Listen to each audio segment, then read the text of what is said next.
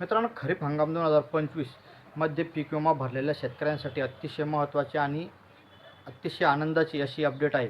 कारण ज्या शेतकऱ्यांनी खरीप हंगाम 2025 मध्ये मोठ्या प्रमाणावरती शेतकऱ्यांनी पीक विमा भरलेला होता आणि शेतकऱ्याचं अतिवृष्टी आणि महापुरामुळे मोठ्या प्रमाणावरती नुकसान देखील झालेलं आहे आणि त्याच आधारावरती शेतकऱ्यांना आता पीक विम्याचं वाटप नेमकं कधी होते याची आतुरता लागून राहिलेली आहे. आणि आता त्याच्या संदर्भात एक अतिशय महत्त्वाचा असा अपडेट आजच्या व्हिडिओच्या माध्यमातून जाणून घेण्याचा प्रयत्न करू. मित्रांनो, चॅनलवर पहिल्यांदा आले असाल तर चॅनलला सबस्क्राईब करा, व्हिडिओला लाईक करा. मित्रांनो, येत्या जानेवारी महिन्यामध्ये शेवटच्या हप्त्यामध्ये म्हणजे जवळजवळ 20 जानेवारीनंतर शेतकऱ्यांना प्रत्यक्ष पीक विम्याची वाटप व्हायला सुरुवात होऊ शकते, असं अपडेट आता समोर येताना दिसत आहे. विविध सोशल मीडियाचे जे माध्यमं असतील, वृत्तपत्र असतील, याच्या माध्यमातून वेगवेगळ्या बातम्या ह्या समोर येताना दिसत आहे. आणि प्रत्यक्षामध्ये पीक कापणी प्रयोग झाले त्याच्यानंतर जे सॅटेलाईटच्या आधारे जे उत्पन्न ठरवलं जातं म्हणजे पीक कापणी प्रयोग, आणि याला 50% आणि सॅटेलाईटच्या आधारे उत्पन्न ठरवण्यासाठी त्याला 50%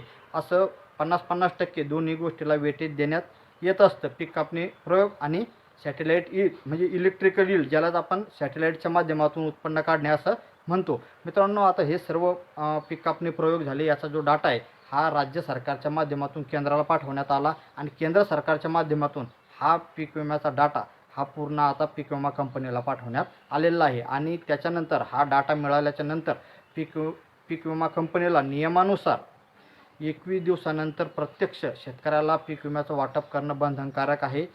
पीक विमा कंपनी ज्या नियमानुसार चालते त्या नियमानुसार पीक विमा कंपनीला हा पीक विमा वाटप करणं बंधनकारक असतं. आणि जर वेळेवरती पीक विमा जर का वाटप केला नाही तर शेतकऱ्यांना त्यांचा व्याजाची देखील रक्कम ही पीक विमा कंपनीला द्यावी लागणार आहे. आणि त्याच्यामुळंच शेतकऱ्यांना 20 जानेवारीच्या नंतर पीक विमा वाटपाला प्रत्यक्षामध्ये सुरुवात होऊ शकते, अशा पद्धतीचं अपडेट सध्या समोर येत आहे. मित्रांनो, असं जर का झालं तर शेतकऱ्यांसाठी अतिशय अशी आनंदाची ही नक्कीच बातमी असणार आहे. मित्रांनो, शेतकऱ्याचं अतिवृष्टी आणि महापुरामुळं खूप मोठ्या प्रमाणावरती नुकसान झालं आणि त्याच्याच पार्श्वभूमीवरती राज्य सरकारच्या माध्यमातून अतिवृष्टी अनुदान असेल, रब्बी अनुदान असेल, याचं देखील मोठ्या प्रमाणावरती वाटप करण्यात आलेलं आहे. मित्रांनो, हा पीक विमा वाटप होत असताना हा पीक विमा सरसगट हा मिळणार नाही आहे.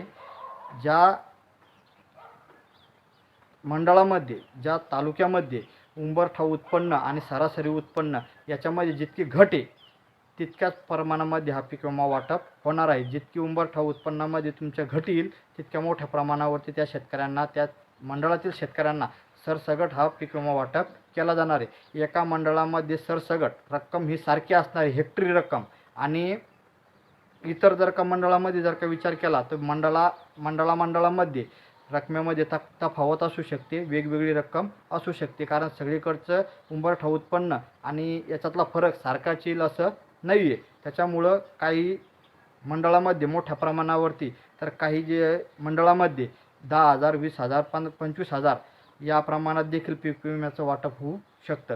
मित्रांनो, याच्यामध्ये प्रत्यक्षामध्ये आता जसे अपडेट समोर येईल तसे अपडेट आपण आपल्या चॅनलच्या माध्यमातून घेण्याचा नक्कीच प्रयत्न करणार आहोत. तर मित्रांनो, हा व्हिडिओ लाईक करा आणि अशाच नवीन अपडेट्ससाठी आपल्या चॅनलला नक्कीच सबस्क्राईब करा. चला मित्रांनो, धन्यवाद.